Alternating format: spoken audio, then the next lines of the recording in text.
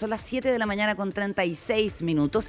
Hay preocupación por la estabilidad del sistema eléctrico cuando pasan sistemas frontales tan intensos como este, y también porque van a aumentar las tarifas eléctricas. Es parte de lo que queremos conversar con Diego Pardo, ministro de Energía, que nos acompaña acá en el estudio. ¿Cómo está, Diego? Muy buenos días. Hola, ¿qué tal? Buen día. Felicitaciones por el programa. Muchas gracias. Bienvenido. Lo primero, ¿cómo ha resistido la red eléctrica este sistema frontal que ha afectado a 7 regiones?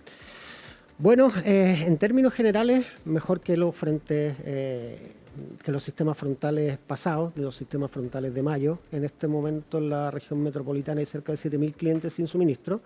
Eso es un 99,5% de clientes con suministro. Ahora, para ese 0,5% que está sin suministro, obviamente no es consuelo, digamos, que el resto esté con el suministro correspondiente. Ahora, en términos de tiempos de respuesta, los tiempos de respuesta han sido significativamente más bajos que digamos, en los sistemas frontales de mayo. Y en ese sentido yo creo que el trabajo que ha hecho la Superintendencia de Electricidad y Combustibles en la preparación, digamos, de sobre todo cuadrillas de respuesta para esta emergencia, digamos, es digno de destacarse. Ellos hicieron el trabajo de reunirse numerosas veces con las distribuidoras, y las distribuidoras a su vez también han respondido poniendo más gente para responder de la emergencia. ¿Puede ser un argumento atendible el de las empresas eléctricas que dicen este registro de lluvias, estos eventos son demasiado fuertes en el contexto del cambio climático, no podemos responder adecuadamente porque esto es algo que nos pilla casi como que nos supera desde cualquier punto de vista la planificación? Uno de los argumentos que yo creo que engarza con el segundo tema que vamos a tocar más adelante, que hacen las distribuidoras, es que efectivamente las tarifas de distribución no se actualizan desde el 2019. Entonces ellos tienen que invertir en pesos del 2024 y su remuneración se paga en pesos del 2019, y por lo tanto eso genera un desincentivo a la inversión. Eso es real, pero sin perjuicio de ello, para responder a la emergencia, lo más importante es el factor humano, la cantidad de personas que están. Obviamente, si tuviéramos mejores líneas, un sistema más resiliente, una parte de las líneas soterradas, el sistema en general se comportaría de mejor manera, pero esas son inversiones que toman tiempo. Con las inversiones que tenemos, el manejarlas, el responder a tiempo, depende esencialmente de la cantidad de personas que están respondiendo ante la emergencia, y eso a su vez depende de las distribuidoras. Ministro, la pregunta que le voy a hacer puede sonar tremendamente ridícula, pero el suministro eléctrico todavía sigue siendo básicamente un factor de cable. Sí. Y tenemos cables que se tiran por todos lados, hay frentes de mal tiempo, se cortan, etcétera. No tengo idea si es que tecnológicamente se va a poder llegar a generar una red eléctrica que tenga una característica no necesariamente de cable, sino que de otro tipo. Pero, ¿cuál es la calidad de la red de cable eléctrico que tenemos nosotros en Chile? Bueno, en términos generales, para todas estas emergencias, rara vez bajamos del 90% de clientes con suministro. Obviamente, de nuevo, para el 10% que no tiene luz, que el 90% sí lo tenga, digamos, es difícil conformarse con eso. En términos de tiempo de interrupciones, nuestras interrupciones se miden en varias horas al año, y en otros países de la OCDE se miden en minutos, digamos. O sea, la meta es reducirla a minutos. Nuestra meta es reducirlo a 1 hora para el 2050, mientras que otros países de la OCDE ya están hace tiempo digamos, en unidades de minutos. En ese sentido, nuestra calidad del servicio es sin duda menor que la calidad del servicio que tienen en otras partes del mundo, particularmente en otros países de la OCDE. Si nos comparamos con la región, es mucho mejor, digamos. Ahí depende un poco de cuál sea el parámetro de comparación, pero con otros parámetros, o sea, con otros países de la OCDE, efectivamente es inferior. Ahora, la tarifa también es mucho más baja que en otros países de la OCDE. Ya. En ese sentido vamos viendo lo positivo del vaso medio lleno. Estamos conversando con el ministro de Energía, Diego Pardo, cuando son las 7 de la mañana con 41 minutos. Y uno de nuestros titulares, ministro, de este viernes 14 de junio, es el siguiente. Más de un 50% en promedio podrían subir las cuentas de la luz cuando entre en vigencia la ley de estabilización tarifaria, algo que digamos, viene y que no hay cómo, digamos, detenerlo. Entre un 40 y un 60% de alza en las cuentas de la electricidad domiciliaria. ¿Cómo es el proceso y cómo entiende la ciudadanía una alza así de significativa? Sí, a ver, lo primero, la ley ya está en vigencia. La ley entró en vigencia en mayo. Lo que estamos haciendo ahora es implementarla. El proceso de implementación va a tomar muchos años, va a tomar más, de hecho, que los años de este gobierno. El proceso de implementación de esta ley va a tomar hasta 2035. Eso es lo primero que hay que entender. O sea, estas alzas van a producirse en escalones. Y el primer escalón se va a producir en julio, ¿Por el próximo qué es así? mes. ¿Cómo? ¿Por qué sucede así? ¿Por qué una ley de este tipo tiene necesidad de decenas de años para implementarse? Porque se tomaron dos decisiones, una en el año 22 y una en el año 19, de primero congelar las tarifas asociadas al servicio eléctrico y después posponer un poco ese congelamiento. El primero sobre la base del estallido social, la segunda vez porque, digamos, era el momento de mayor inflación y donde además el tipo de cambio mostraba una perspectiva más bien adversa. Y en cada una de esas decisiones se acumularon deudas del orden de los 3.000 millones de dólares, o sea, un punto del PIB. En conjunto hemos acumulado 2 puntos del PIB de deuda, producto de este congelamiento. Entonces, el descongelamiento, si uno quisiera que este descongelamiento se pagara inmediatamente, para que tengamos una idea de los De un órdenes de paraguaso. magnitud, eso significaría el royalty que se acaba de aprobar. El nuevo royalty que se aprobó el año pasado y que se está empezando a pagar los recursos ahora, recauda medio punto del PIB. ¿Sí? O sea, si quisiéramos pagar esta deuda de una sola vez, o digamos de la manera más corta posible, necesitaríamos 4 años de toda la recaudación del royalty para pagarlo. Esa es la dimensión de lo que se llegó a acumular por las políticas de congelamiento.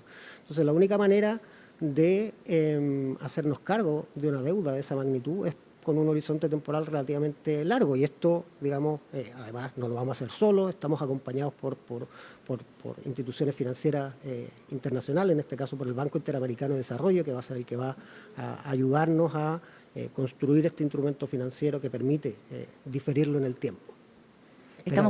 Estamos conversando con el ministro de Energía, Diego Pardow, para que los clientes residenciales se hagan una idea de cuánto tiempo estamos hablando y qué tan gradual va a ser este aumento que podría llegar al 60% en algunos casos.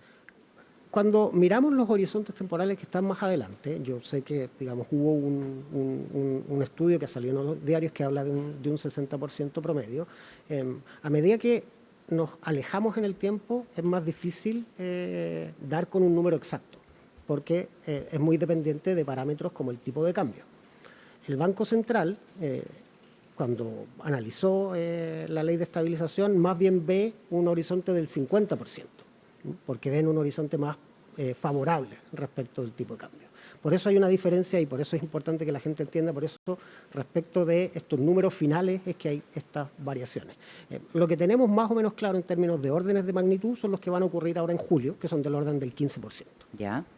Un aumento en promedio del 15%, eso es lo que va a ocurrir el mes de julio, que eso es ahora. Ahora, esto obviamente es un esfuerzo muy significativo para las familias chilenas. Hubiera sido peor si es que no legisláramos sobre esta materia, porque... Con la ley de estabilización de tarifas eléctricas, ¿de qué orden van a ser los subsidios y para quiénes? Claro, es que déjame explicar antes qué hubiera ocurrido si es que no legisláramos por esta materia y después cómo vamos a acompañar esta estabilización con subsidios. Si no hubiéramos establecido una legislación de este tipo, en mayo hay grupos de clientes a los que habría habido que duplicar la cuenta de un mes para otro y después en octubre de nuevo duplicar la cuenta. O sea, un APR, por ejemplo, que son los sistemas que entregan agua potable rural en las zonas menos pobladas de nuestro país. Si pagaba 1 millón de pesos, más o menos, esa es una cuenta como tipo para un sistema de agua potable rural, en mayo tendría que haber pasado a pagar 2 millones de pesos y después en octubre 3 millones de pesos, lo cual obviamente era inviable, digamos, para estas organizaciones que además financieramente están siempre muy cortas. Para eso se establece la ley de estabilización, que lo que hace es regular estas alzas en distintos escalones y establece también un subsidio.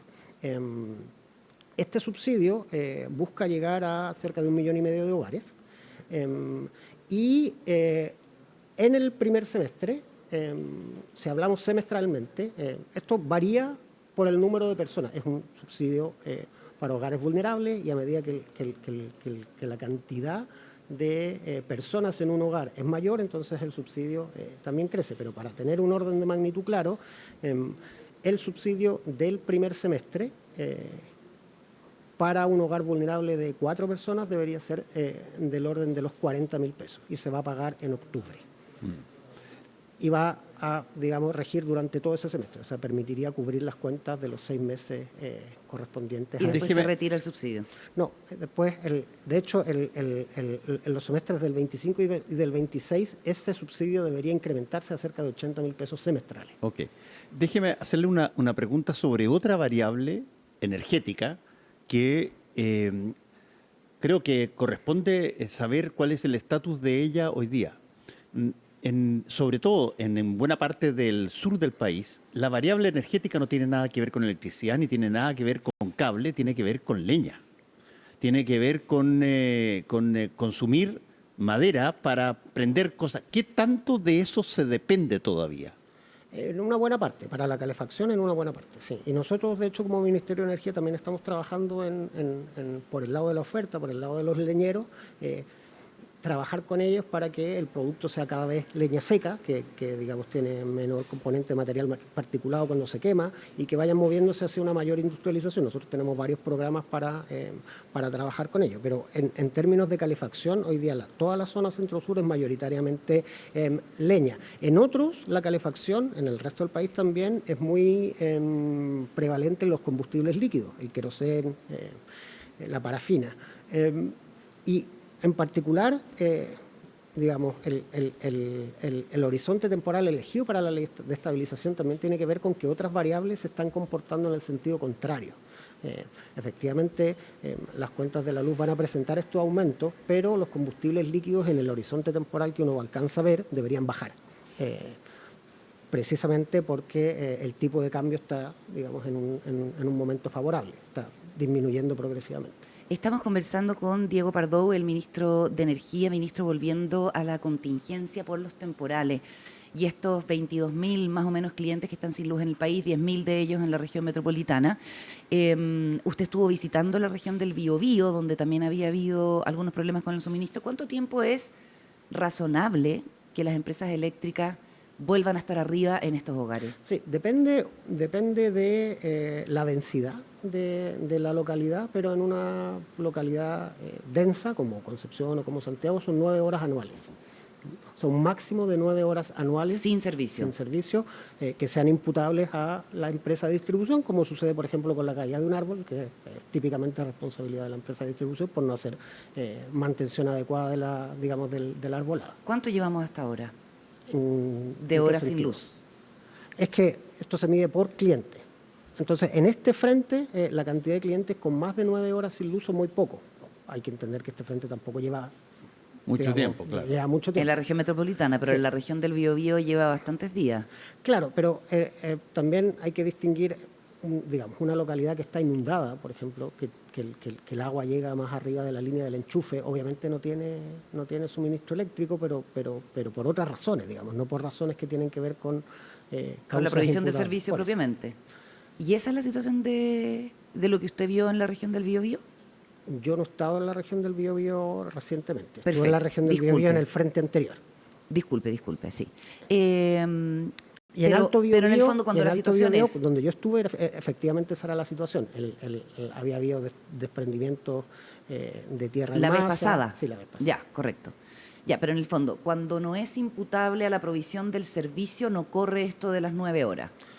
Lo que pasa es que después de esas 9 horas lo que tiene que hacer la empresa es compensar, y compensar con un recargo.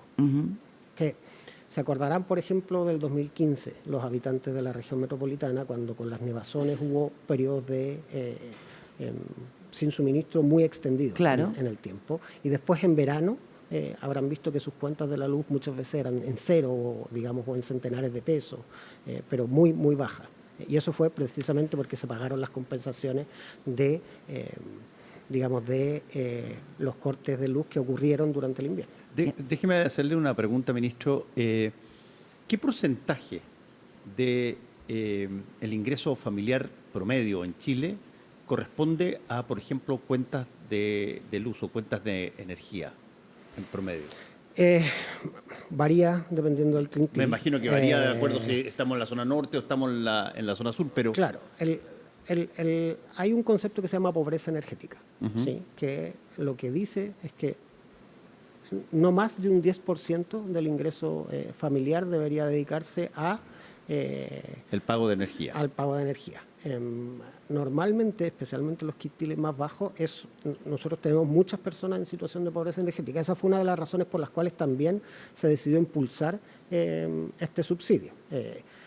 En parte para, digamos, acompañar este programa de estabilización, pero en parte también por nuestro problema, que viene de hace mucho tiempo, de pobreza energética. Esta es una herramienta que la idea es que permita acompañar la transición energética, precisamente protegiendo a las personas más vulnerables con ese objetivo, digamos, de que no más del 10% del ingreso se destine a satisfacer necesidades energéticas. En el evento de lluvias de fines de mayo en la región metropolitana hubo gente que estuvo 3, 4 días sin luz en la comuna de Providencia, por ejemplo, por darle un ejemplo, o más de 2 días. Sí, de principios de mayo. En el de mayo pasado, sí. Correcto. ¿Eso implica compensaciones? Sí, debería implicar. ¿Y eso sí. debiera aparecer reflejado? Esos son cálculos automáticos que se hacen, obviamente hay, digamos, una investigación y esa investigación está sujeta a descargo. Y una vez que esa investigación se afina, se materializa, esos descuentos se hacen automáticamente, igual que ocurrió en 2015, en el mismo ejemplo que estaba poniendo. Ministro, es a mi modo de ver inevitable hacerle una pregunta sobre el futuro aquí. Sí. Porque si es que hay algo en lo que se ha trabajado, pero muy potentemente, es en cambiar un tipo de energía desde la energía fósil de combustible a energía eléctrica en la tecnología que nos mueve prácticamente todos los días en términos de transporte, que son los automóviles y el resto de cosas. ¿En qué estatus está el país respecto de eso? El país ha progresado mucho en energías limpias. Y progresa cada vez más. Hoy día tenemos cerca de 2/3 de las inyecciones es con energías limpias. ¿Pero el traspaso es caro? El traspaso... De combustibles fósiles a, por ejemplo, vehículos eléctricos, ¿es algo que...? No, en términos generales, la electricidad por generación con tecnologías limpias es mucho más barata que la generación fósil. Lo que pasa es que este traspaso se hace gradualmente. De hecho, cuando uno mira el horizonte temporal y mira el futuro, la reducción en precios de la energía está precisamente asociada a la penetración de mayores energías limpias. En el caso de autos eléctricos y autos a combustión, nosotros tenemos muchos programas con taxis, por ejemplo, Mi Taxi Eléctrico, y en ese caso lo que se muestra es que la migración de el vehículo a combustión al vehículo eléctrico, especialmente en estos casos donde son de uso intensivo, te genera, los costos variables son como 1/3. O sea, es el costo variable de tener un taxi eléctrico es 1/3 versus... Sí, yo le preguntaba porque yo me acuerdo cuando en Gran Bretaña se tomó la decisión de decir, creo que que partiendo del 2025 todos los autos que se compren tienen que ser eléctricos. Sí, nosotros tenemos una decisión similar. ¿Tienen una decisión similar? A eso como me país, refería. como Estado, digamos. Sí, como Estado. Una decisión que se tomó el gobierno pasado. ¿Y cuándo?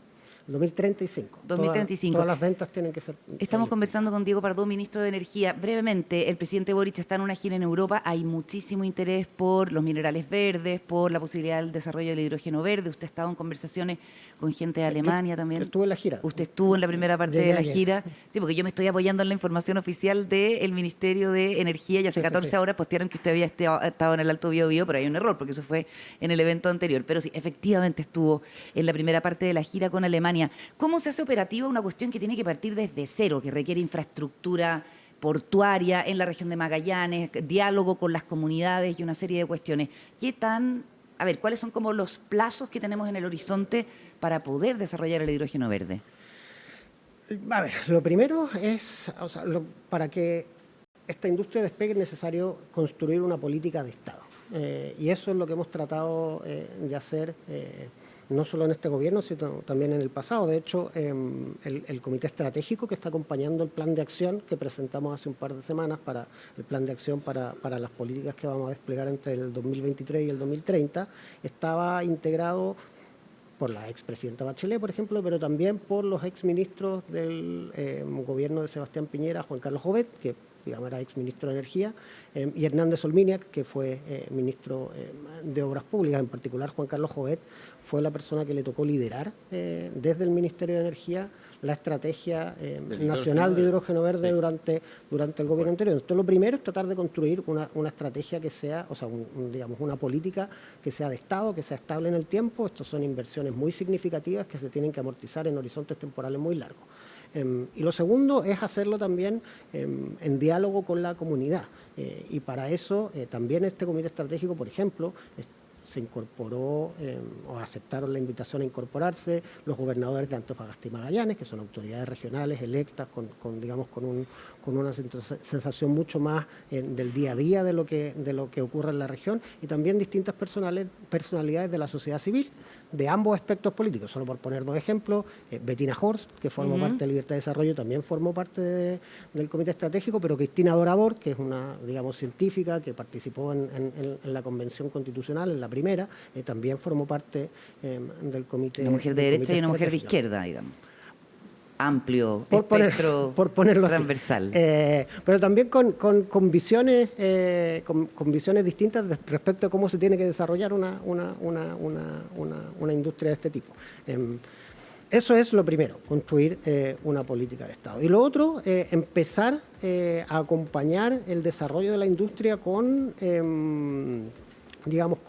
políticas que hagan partícipe a la comunidad, y en ese sentido los primeros proyectos que hemos tenido muestran eso.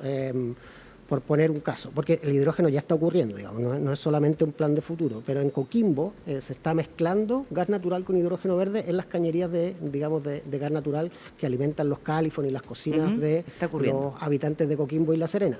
Y lo que uno ve es que la gente, solamente ese hecho, digamos, de recibir, que sería un 5, un 20% de hidrógeno verde en sus Califón, la hace partícipe y, digamos, y está muy contento, digamos, de que así sea. En el caso, acá en la región metropolitana, hay un centro logístico que migró a grúas horquillas alimentadas con hidrógeno verde, y eso significó que los tiempos de recarga de este aparato se redujo. Muy bien. El turno se extendió, y eso significó que Fantástico. La remuneración variable de los trabajadores también se hizo más grande, lo cual significa Vamos a hablar de hidrógeno verde, cuando pero quieran. Mucho muchísimo rato, tiempo. para entenderlo bien. Diego Pardó, ministro de Muchas Energía, gracias, ministro. muchísimas gracias por estar acá.